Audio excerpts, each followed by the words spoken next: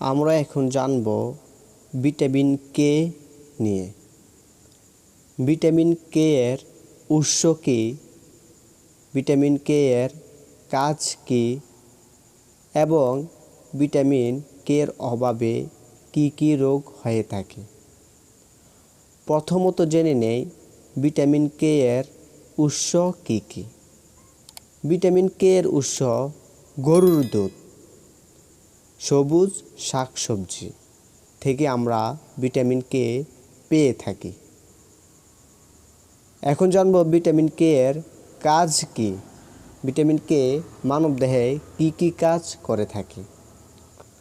রক্ত জমাট বাঁধার উপকরণ তৈরি করে থাকে ভিটামিন কে, অর্থাৎ আমাদের শরীরের কোনো অংশ যদি কেটে যায় তখন ওই অংশ দিয়ে যখন রক্ত বের হতে থাকে তখন ওই রক্ত বের হওয়া বন্ধ করাটা যে কণা দ্বারা হয়ে থাকে ওই উপাদানটি ভিটামিন কে তৈরি করে।